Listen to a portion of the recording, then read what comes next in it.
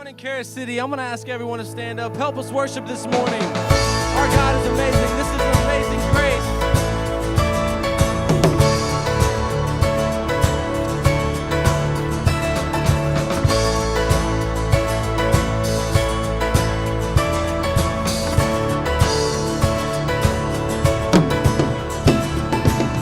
Who breaks the power of sin and darkness? Whose love is mighty and so much stronger, the King of glory, the King above all kings. Who shakes the whole earth with holy thunder and leaves us breathless in awe and wonder, the King of glory, the King above all kings. This is amazing grace. This is unfailing love, that you would take my place, would bear my cross. You'd lay down your life, that I would be set free. Oh, Jesus, I sing for all that you've done for me.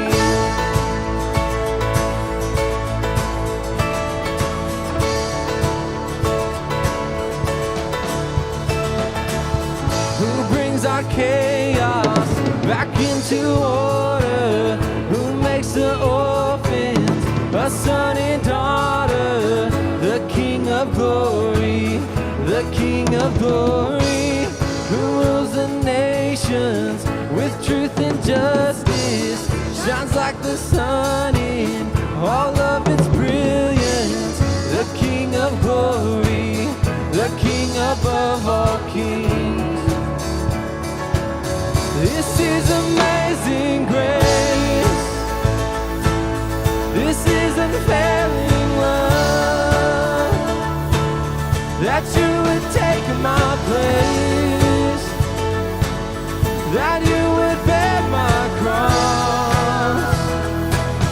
You'd lay down your life, that I would be set free. Oh, Jesus, I sing for all that you've done for me.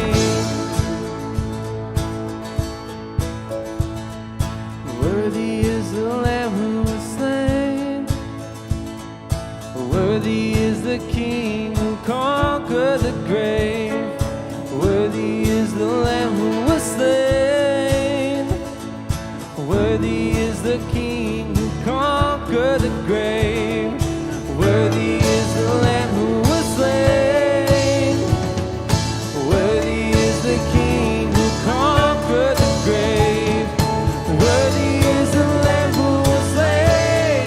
Worthy, worthy, worthy. Oh, this is amazing grace. This is unfailing love, that you would take my place, that you would bear my cross. You'd lay down your life, that I would be set free. Oh, Jesus, I sing for all that you've done for me.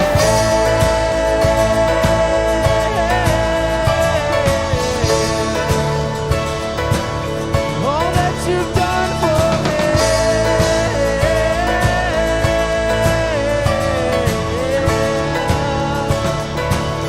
All that you've done for me.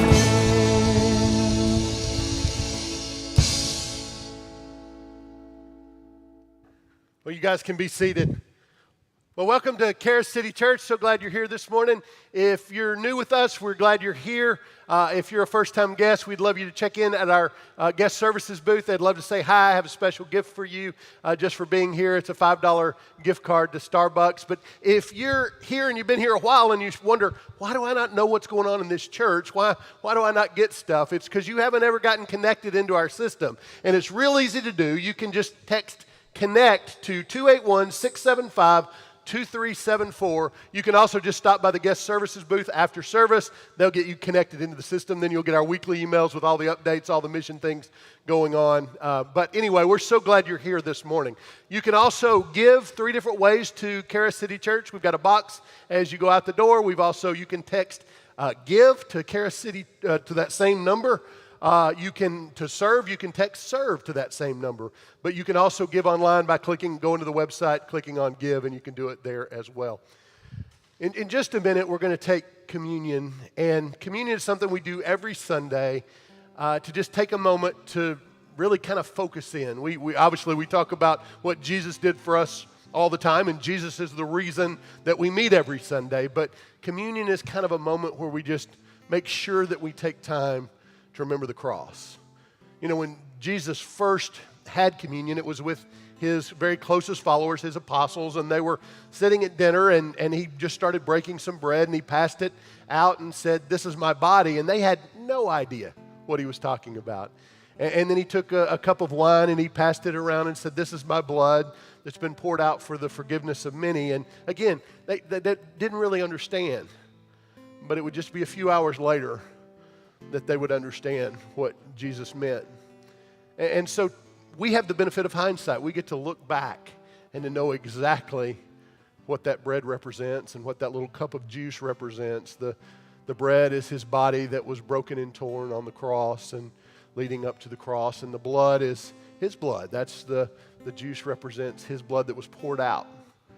And we remember in communion that we can never do enough to be good enough to be worthy of God's forgiveness and to have a relationship with God. But it's what Jesus did for us on the cross by living a perfect life and then paying the price of our sin. That's what made us holy and righteous and pure when we followed Jesus. The Bible says that our faith is credited to us as righteousness. In other words, when we believe in Jesus, that we become righteous in the eyes of God. And that's what Jesus did on the cross. So I'm going to pray for us, and then we'll take communion together as a church. But just take a minute to remember what Jesus did. Heavenly Father, God, I just so humbled when I stop and think about what you did for us.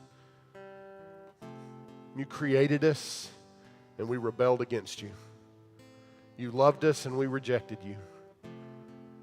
And God, then you came and you died for us so that we could be forgiven and set free. God, just remind us of what a great debt that we owe. God, that our lives are to be lived as a sacrifice to repay the debt that you died for us. Not because that's how we become holy or pure, but we want to live for you because you died for us. Just help us to remember, to reflect, to be reminded of who you are, your great love for us. You loved us so much that you died for us. We ask all of this in your Son's name. Amen. Let's take communion together as a church.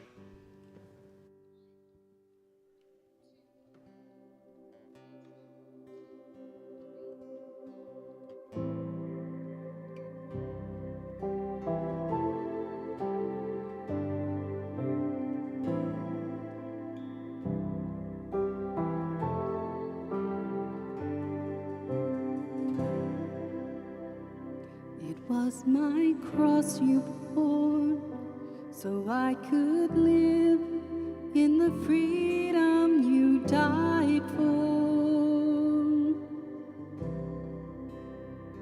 And now my life is yours, and I will sing of your goodness forevermore.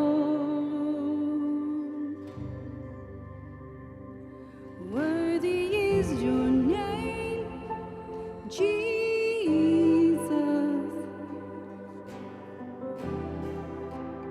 Worthy is your name.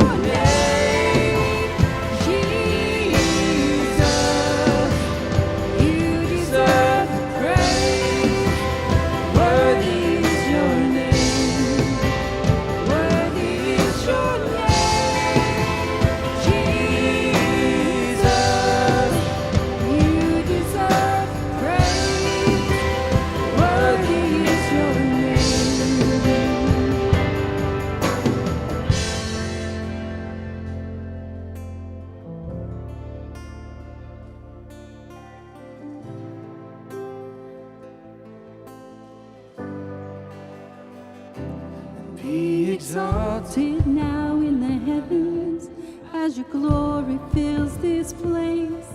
You alone deserve our praise. You're the name above all names. Be exalted now in the heavens as your glory fills this place. You alone deserve our praise.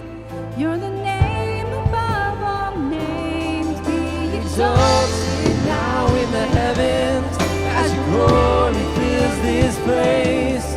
You alone deserve our praise. You're the name above all names. Be exalted now in the heavens as your glory fills this place. You alone deserve our praise.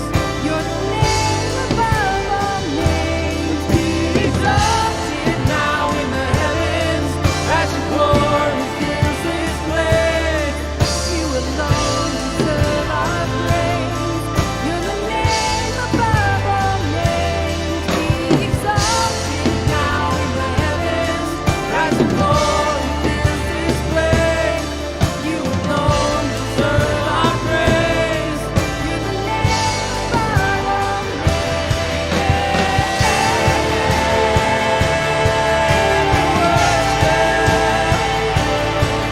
We worship. We worship God, yeah. Sing out your own song.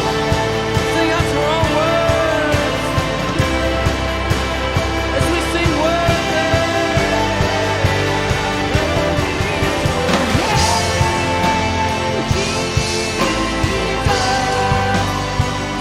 deserve praise. Worthy is your name. Worthy is your name. Jesus, you deserve praise. Worthy is your name. Worthy is your name. Jesus, you deserve praise. Worthy is your name. Worthy is your name.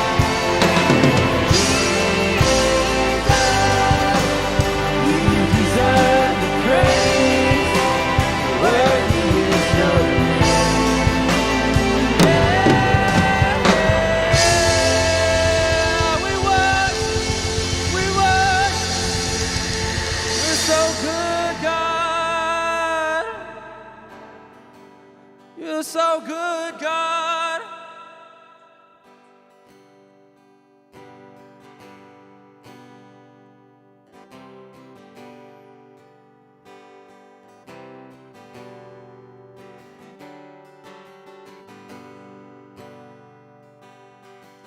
People come together, strangers, neighbors, our blood is one.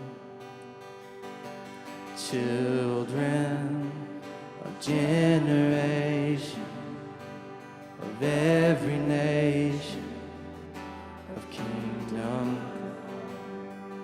So don't let your heart be troubled, and hold your head up high. Don't fear no evil. Fix your eyes on this one truth. God is madly in love with you. Take courage, hold on, be strong. Remember where our help comes from. Oh, oh,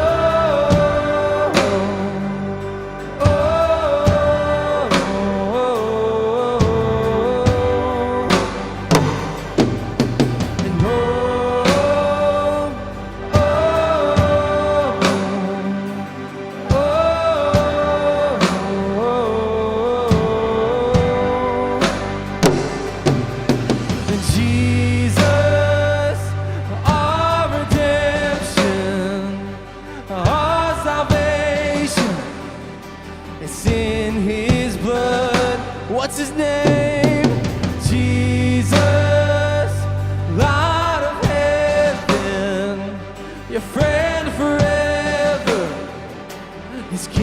kingdom come. So don't let your heart be troubled. Hold your head up high, don't fear no evil. Fix your eyes on this one truth. God is madly in love with you. Take courage, hold on, be strong. Remember where our help comes from. Oh, oh, oh, oh,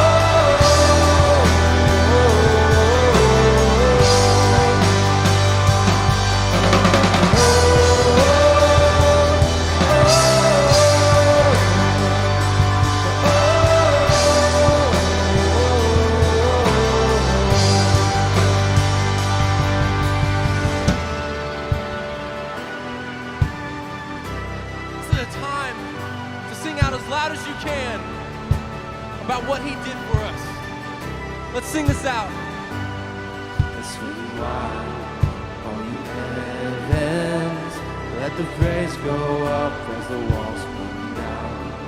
All creation, every breath with breath, repeat the sound. All his children, clean hands, pure hearts, good grace, good God. His name is Jesus. Let's sing it again and swing wide, all you heavens. Let the praise go up as the walls come down. All creation, everything with breath, repeat the sound. All his children, clean hands, pure hearts, good grace, good God. His name is Jesus. Swing wide, all you heavens. Let the praise go up as the walls come down. All creation, repeat the sound. All his children, clean hands, pure hearts, good grace, good God. His name is Jesus. Oh,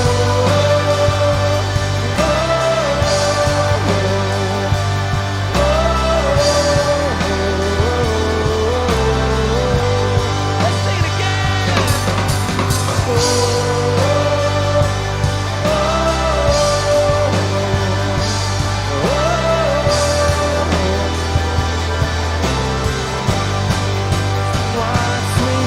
Swing wide, all you heavens.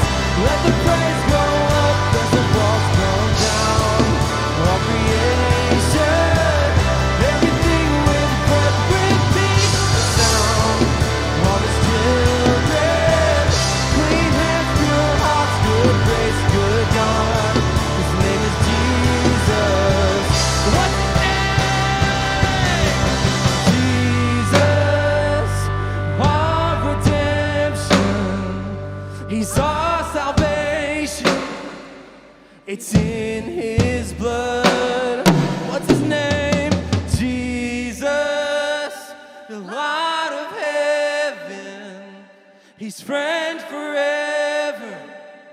His kingdom come. You may be seated.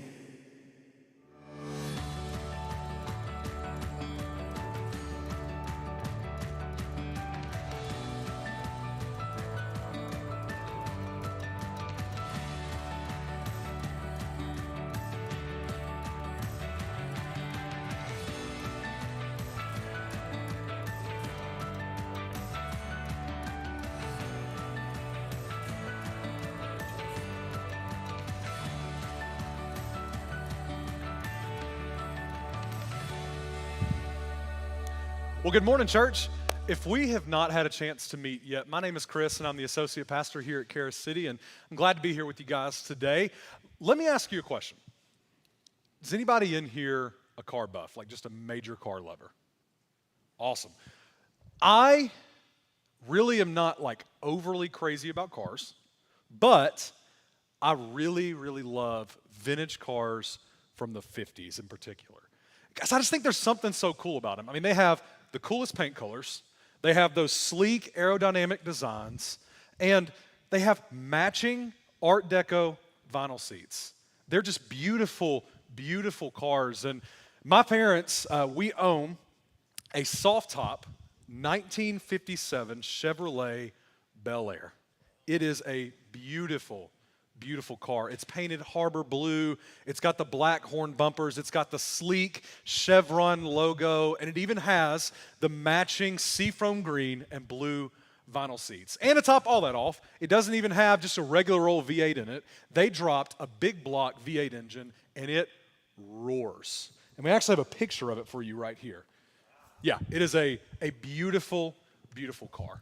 And one of my favorite things about it is it's a fun car to drive, and I always enjoy it. Not just because it's enjoyable, but I love getting stopped. We'll often have people stop us in their 70s and their 80s that'll just want to talk to us about the memories they have when they rode in their youth with the tops down and the sun shining.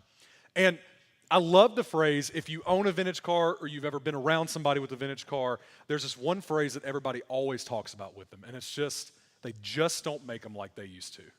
And I think that's really true. There's something special about those old cars. I think they were just made with higher quality materials, they were made with simpler parts, and they're just more reliable. They're better. They're just better. And I think that's why people will go through the trouble to restore them, because it takes a lot of time and effort, but anybody that's ever done that knows that they're worth the effort and the investment that you put into them, and the end result is so fulfilling. Well, I think the same thing can be said about our relationships and friendships. Friendships are one of the most important aspects of our life, and one of the cool things about them is that a good friendship, it can last a lifetime. But here's where we got to put in a little bit of work. Good friendships, just like vintage cars, sometimes they require a little bit of maintenance, and every once in a while, you may even have to do a top-to-bottom restoration. But they're worth the investment and the effort that you'll put into it, and the end result is really, really fulfilling. Well, as we talk about friendships today and talk about how to have good friendships, I don't want to talk to you about the kind of friends that we should have, but rather I want to lean in just a little bit today on the kind of friends that we should be. And so we're going to jump around the book of Proverbs today, and we're going to talk about 3 qualities of a good friend, and I want to give you a few practical ways that you can apply those qualities to your life. So here's the first quality. A good friend is reliable. Any of you ever feel like your friends are just superheroes sometimes? Yeah. So when I moved to Georgia from Mississippi, my best friend Adam took a day off work and decided to drive a U-Haul for me all the way to LaGrange, Georgia, so that I could rush ahead of everybody and go sign my apartment lease before the offices closed. And that begs the question, what kind of person takes a day of vacation, drives 5.5 hours in a giant van in the pouring rain, only to turn around and go back and drive 5.5 hours the next day? A good friend. I trusted Adam to come through in that moment because I know that I can trust Adam with my life. Adam is a reliable friend. I want you to look at Proverbs 18:24 with me. We're going to look at the first part of it here, and then we'll come to the second part in a second. One who has unreliable friends soon comes to ruin. Solomon puts a really high level of importance on being a reliable friend. In fact, he would equate it with life and death. And there's a better translation of that word. Ruin is actually broken or shattered or crushed. And so what Solomon's saying here in this moment is that an unreliable friend leaves people feeling broken. But that's where the second half of the verse comes in. And it says, but there is a friend who sticks closer than a brother. So what kind of friend can we be to others? We can be someone who is as close as family, someone who is trustworthy, someone that people can depend on. We can be a reliable friend. And I think there's a couple of ways that we can work on doing this. And here's the first one. Just show up. Being present for the moments in your friends' lives, whether that's big moments or small moments, will make a major difference in their lives. I want you to hear this as a quote from Lydia Denworth. She is a science journalist, so she's not spiritual, but this woman literally wrote books on friendships, and this is what she said about them. She said, I think it's useful to remember that science has clarified the definition of a quality relationship. It has to have these minimum 3 things. It's a stable, long-standing bond. It's positive, and it's cooperative. It's helpful, reciprocal, I'm there for you, you're there for me.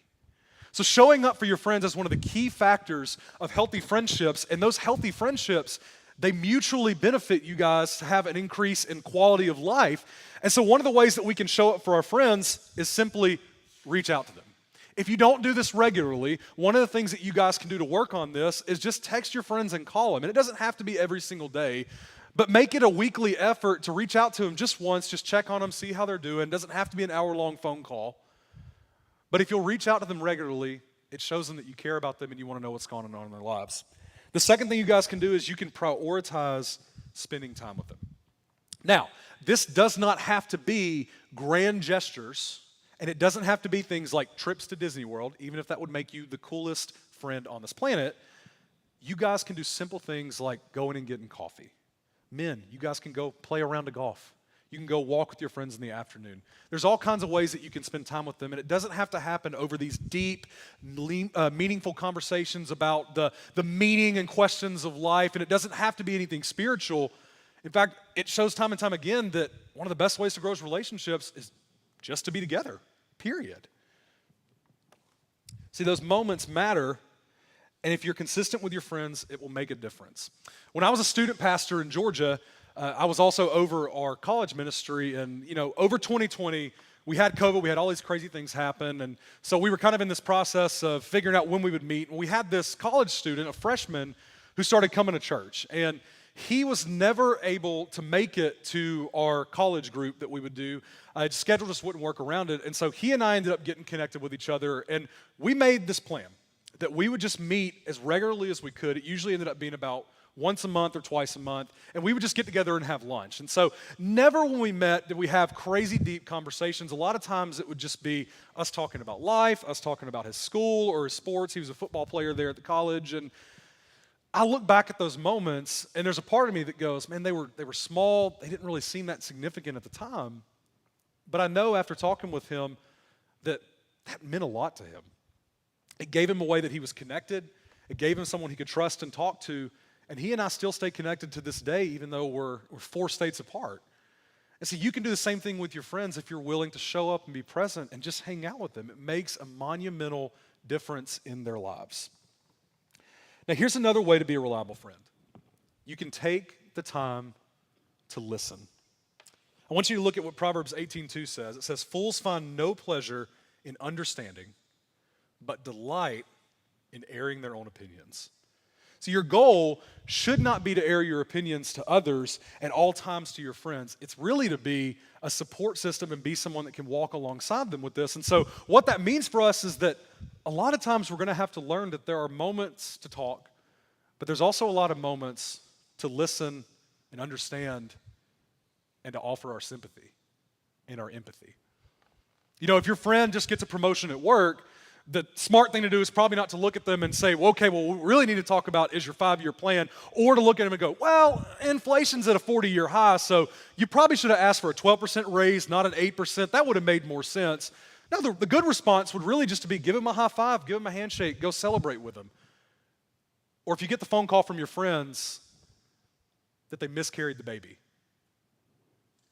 or that the cancer scan didn't come back negative. What they probably don't need is for someone to look at them and try to explain why God would let that happen. What they probably just need is a shoulder to cry on. So I think one of the best things that we can learn is the art of listening, because it's a really, really valuable tool in building deep relationships. And this is something I struggle with. If you have not figured this out about me yet, I'm a talker. I talk all the time, but one of the things that I've learned as I'm growing and maturing in my faith and in my friendships is that a lot of times my opinion is just not warranted. But my understanding and an open ear and my empathy is always welcome. See, just be present and be a set of open arms and open ears for your friends, and it's going to make a monumental difference for them. And the third way you can learn to be more reliable is to give the right advice. Proverbs 27:9 says, "Perfume and incense bring joy to the heart, and the pleasantness of a friend springs from their heartfelt advice." And I love this because good advice, it's just refreshing to the soul. I can't tell you the amount of times that I go to my friends for advice, whether it's something as stupid as buying a new guitar, or it's something as serious as asking for prayer and wisdom over whether or not my wife and I were going to move 4 states away from Georgia to Texas. And see, I go to them for advice not just because they give me advice. I go to them because they give me the right advice. Now, learning to give the right advice is going to be a little bit harder for us because it means that we have to be willing to give advice in all circumstances. And what that means for us is that we're going to have to learn to practice tough love with our friends. Look at what Proverbs 27:5-6 says with me. It says, "Better is open rebuke than hidden love. Wounds from a friend can be trusted, but an enemy multiplies kisses." Now, I want to be very clear what tough love is here. I'm not talking about the kind of tough love where you send your kid out into the backyard and tell them to build a brick wall because it builds character. I'm talking about being willing to have hard conversations with your friends and doing it in a moment where it might upset them, you might hurt their feelings, and it might not be what they want to hear. You know, I told you about my friend Adam. We are best friends, and we lived together for 5 years before I moved from Mississippi. And one of my favorite things about Adam, it's a really unique quality he has. That dude is the thriftiest spender I have ever seen in my life. In college, he was the guy that could take $1 and turn it into a whole meal at Taco Bell. And as a college student, that's gold. But what I've learned in the process of that is that Adam is just really wise with his money. He doesn't spend crazy amounts of it. He doesn't buy crazy things. He's very logical and a very deep thought process when it comes to these kind of things. And I've learned that I'm really more of the opposite. I'm the card swiper. I am. I'm the guy that usually impulse buys. I decide in that moment, I need it, gotta have it. But thankfully, Adam, most of those times, would actually be there with me so that when we walked into a guitar store and I found a $3,000 guitar that I had to have it, Adam would look at me and he would just go, "Halbach, no." And I would put it back on the wall and I would thank him because Adam is a reasonable guy. But when I went to Nashville with my mother, who is the exact same person I am, things were a little different.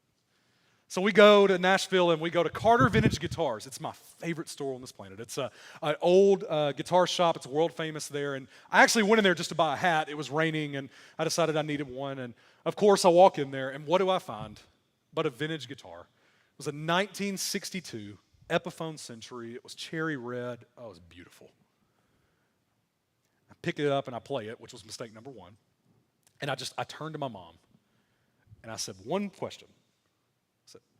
I shouldn't buy this, right? And without hesitation, that woman looked back at me and said, "You're only going to be young once." Sold. Immediately walked up, card in hand. I said, "Give me this guitar." But they did give me the hat for free. So, of course, I'm leaving, and I call Adam on the phone because I'm like, I got to tell him about this new financial endeavor. He's going to love this. First words out of that man's mouth were, "You know if I'd been there, that wouldn't have happened, right?" I'm like, yes, I would.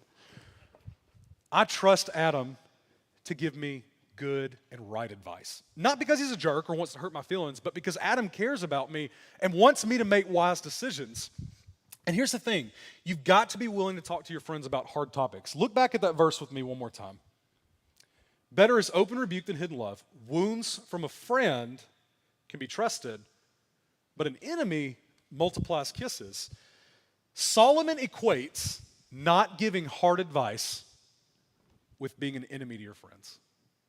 Now, that feels a little harsh on the front end that we read that, but think about that. If you're a good friend, are you going to let your friends suffer just because you don't want to hurt their feelings a little? No, you're not. You're going to give them the advice that they need so that you can help them succeed in life. And sometimes that means we just got to be a little hard with them. So if you're present in the friends of your life or the lives of your friends, you're a good listener and you're willing to give them the right advice, your friends are going to learn that you're somebody they can rely on, and you're going to become a reliable friend. Now, the second quality of a good friend is that they're realistic. How many of you have ever gone to a movie, and before that movie ever made it into theaters, it just gets hyped up and hyped up and hyped up? I'm talking all the crazy trailers, all the crazy press releases, all the crazy rumors, and yes, I'm talking about Marvel movies. And you go to watch this movie in the theater, and because of all these things that you've heard about it, you go into it with this amazing expectation of like, this is going to blow my mind, and you watch it, and you're like, that's it. You know, maybe had you gone to the movie theater and watched it without hearing anything about it, your expectations would have been a little bit lower and you would have liked the movie. But because of everything you heard about it and everything you expected out of it, it just kind of fell flat and you didn't really enjoy it. I think the same thing can be true about our friendships. If we don't learn to be realistic in our friendships, we're not going to be good friends because we're going to be constantly let down by our unmet ideologies and expectations of our friends. So we have to learn to be realistic. And I want to talk to you about a couple of ways we can do that. The first one is we learn to manage our expectations of others. Look at Proverbs 27:14 with me. It says, if anyone loudly blesses their neighbor early in the morning, it will be taken as a curse. Now, there's two takeaways from this. Here's the first one. Morning people in the room, I love you, but I hate you. You're the worst kind of people. If you want to get up at 3 in the morning and tackle the day, more power to you. But leave me and my 10 alarms alone. Now, the second thing about this, and this is the real takeaway for you guys, is that we can't expect everyone to always fall into the categories that we deem normal and acceptable. It just won't happen. Not everybody is going to think, talk, act, and speak like you. And so there's a reality of this that we need to think through. Everyone won't always be a morning person who wants to go on a 5 a.m. run with you. Everybody won't always be somebody who can get lunch with you every week. Everybody won't always be a Republican. Everybody won't always be a Democrat. There's nobody on this planet that is going to think like you, believe like you, and act like you in every single way. It just won't happen. But that's okay. I want you to look at another neat little verse with me. This is Proverbs 25:17. It says, seldom set foot in your neighbor's house, too much of you, and they will hate you. So if you're the annoying friend, I have bad news for you. People don't like you. But the reality of this verse is a simple truth, is that moderation in friendships is a really good thing. Not everybody can be all things at all times to you. It just won't happen. So be mindful that you're not projecting high or impossible expectations on people that they will never live up to. It is a recipe for failure. You know, one of my pastimes is I like to play video games, and I know you're thinking, shocker, you're 25 or 26. Sorry, I can't get my own right age. But I love doing this. It's something I've done since I was in high school, and really, at this point in life, it's one of the ways that I stay connected with my friends. You know, when I moved from Mississippi to Georgia, I left behind pretty much every important relationship in my life. And so one of the ways that I could stay connected with my friends was we all played video games. We all had headsets. So we picked a certain time, Tuesdays at 9 p.m., that we would all get on and we would all play video games. And it was great because it would give us an opportunity to hang out. We could talk about life and just keep up with each other. And we knew we had a set schedule that every single Tuesday we would do that. And that was great until it wasn't. Things changed. A couple of us got married. A couple of us changed jobs. A couple of us moved entire states. And all of a sudden, what was once this large group that got together on Tuesdays turned into just me. Now, the easy reaction for me in that moment was to be upset. I had an expectation, they broke it. But thankfully, I chose to be a little more realistic in my response. And so what we ended up doing was coming up with a system. We said we can't get together on Tuesdays. No other day is going to be perfect. So what we do now is we're all just in this big group message, and somebody every once in a while just puts in a message. Anybody want to get on? And we'll play whenever we can, however we can. And because of that, we're able to keep those friendships up and keep growing together. See, managing your expectations of each other will help relationships with your friends last, and it's going to help you be a better friend because you're not going to be so upset over unmet expectations with others. Now, the second way you can be more realistic is you can learn to forgive and let go of mistakes. You need to understand the very real truth that your friends, they are not perfect. And so, if it hasn't happened yet, they're going to let you down. Now, I want you to know that if you have a friend who consistently lets you down, that's a pattern, and that might lead to a lifestyle of that. I would warn you against that. But I'm talking about the kind of friend who just all of a sudden drops the ball. It's never happened, but it happens. And if it hasn't happened to you in your friendships, you need to know it will. There will come a time. My senior year of college, most of you probably don't know this, but when I was a junior, I was 416 pounds. And I decided at that moment, I'm going to lose a bunch of weight. And so for an entire 2 years of my life, we just dieted and dieted and dieted. And so I got to a point where I was pretty skinny. And for the first time in my life, I was 21 at the time, all of a sudden, I had women that were interested in me. I was like, oh, I like this. And so my mindset immediately became, you're pretty, you like me, I'm in. And because of that, I made a bad choice and got into some relationships that just weren't great for me. And I'm thankful that nothing crazy happened in those relationships, but here's what did happen, is, to be frank with you guys, I dropped the ball in my friendships and I neglected them. But I'm very thankful that I have friends who understand me and know that's not the norm for me. And so when I finally wised up and realized how big of an idiot I was being, they didn't hold those things against me and give me a list of all the ways that I had wronged them. They simply forgave me.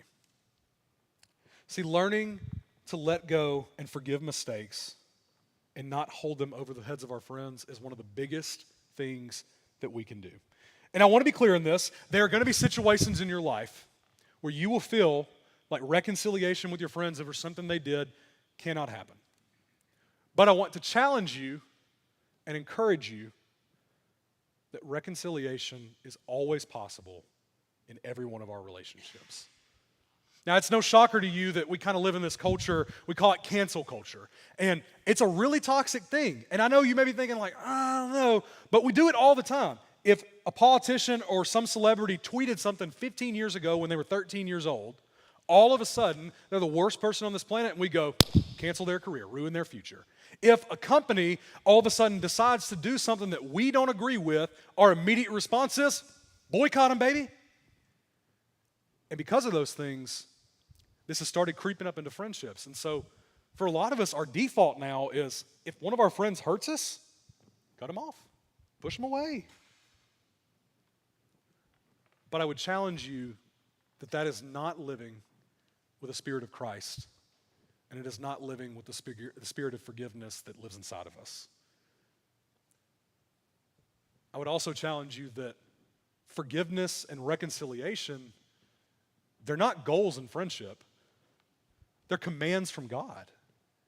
See, God told us from the very beginning that we are to love, and that love covers a multitude of sins. And so our response should always be forgiveness, and if we want to learn to be a good friend, we learn to let go of mistakes. Proverbs 17:9 says, whoever would foster love covers an offense, and whoever repeats the matter separates close friends. So you want to know what will tear your friendships apart faster than anything else? It's reinforcing their failures. Our response to the failures of our friends is supposed to be love, not a record of wrongs. See, with my friendships, I'm very thankful that those failures in that year of college, they're distant memories in my life. They are not a constant reality that my friends remind me of. And because of that, our friendships are a lot deeper and a lot better than they were even before that.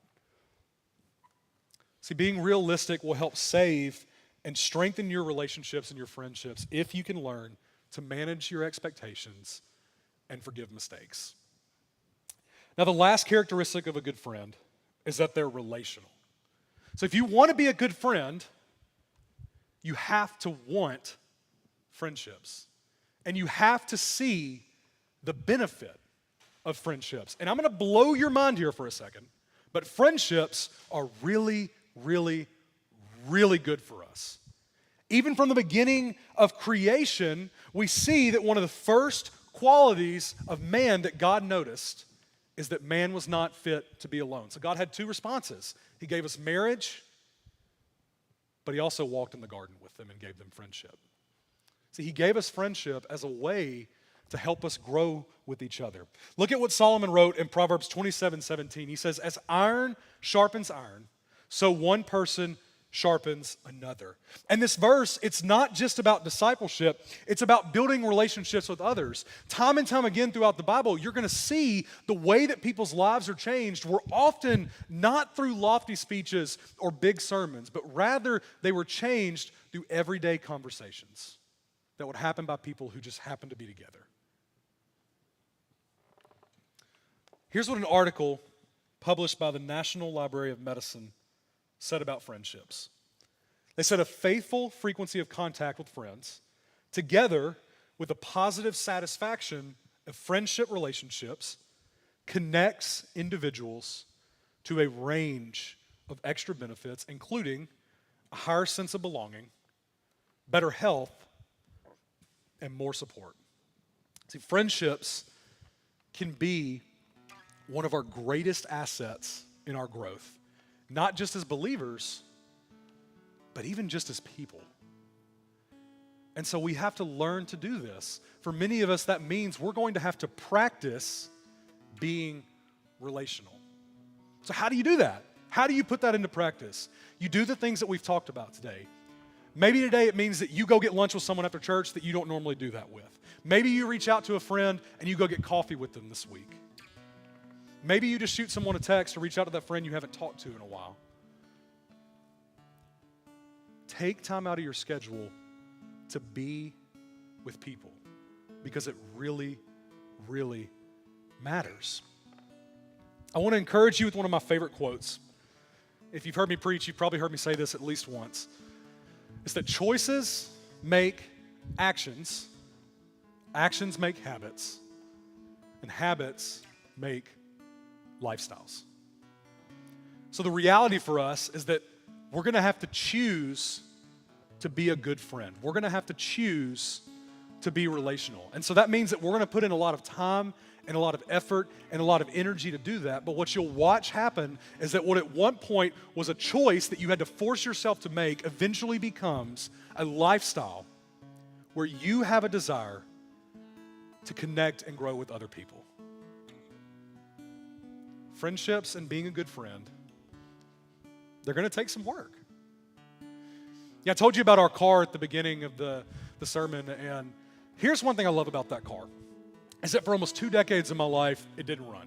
In fact, the only thing that it would do is it would get cranked in the garage maybe once a month for 3 minutes. Until one day, my mother decided enough's enough, I want to drive the car. And so what does she do? She takes a lot of time and care and effort into putting this car back into working order. She takes it, replaces the engine, she puts a new transmission in it, she changes all the fuel lines, does everything she has to over the period of months and months to get this car to the point where it can be back on the road. But I want you to see something. I want you to look at her face when she drives this car. That is the face of pure joy. And that is the same face she has every time she drives that car. It was worth every bit of effort and time that she put into it because that brings her joy and fulfillment every time she hops behind that driver's seat. Your friendships are going to take that time and that effort. But the cool thing is that they're worth it. Friendships are very beneficial to us, and we can learn to deepen and strengthen our friendships and be a good friend by being reliable, being realistic, and being relational.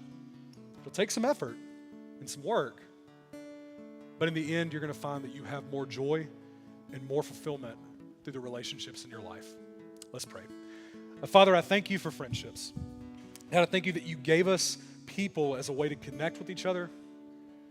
God, and you gave us friendship as a way to build each other up and be a system of support. So God, I pray that in everybody in this room, God, that as we leave today, God, that we would take these qualities, God, that we would learn to be a reliable person to our friends. God, that we would learn to be realistic and not hold expectations over their head, God, but that we would be honest with them and learn to forgive them. God, I pray that we would learn to be relational, that we would learn to love friendships, that we would learn to see the benefit of them, God, and that we would make choices every single day to choose to be a friend until that becomes our life, God, that we want nothing more than to connect with other people.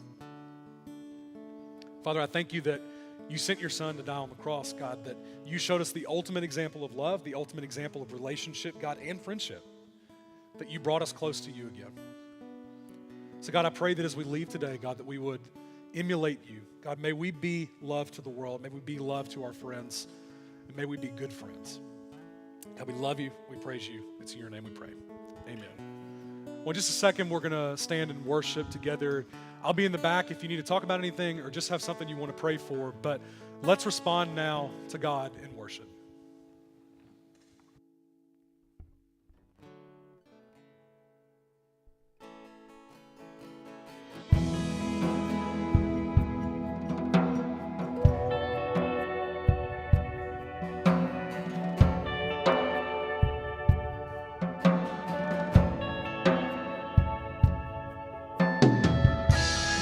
Worthy is the Lamb who was slain. Holy, holy is He. Sing a new song to Him who sits on heaven's mercy seat. Worthy is the Lamb who was slain. Holy, holy is He. Sing a new song to Him who sits on heaven's mercy seat.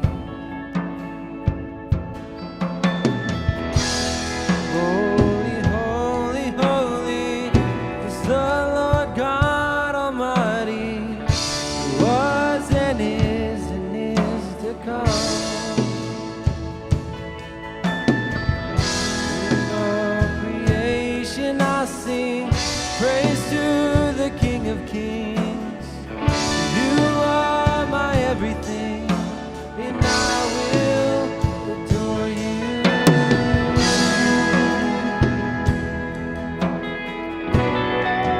I will adore you.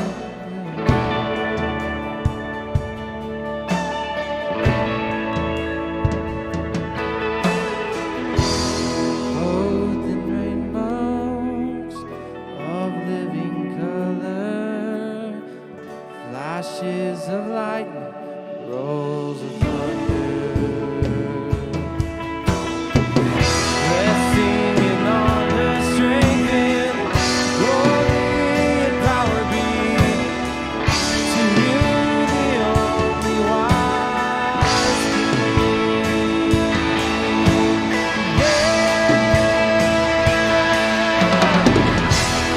Holy, holy, holy is the Lord God Almighty.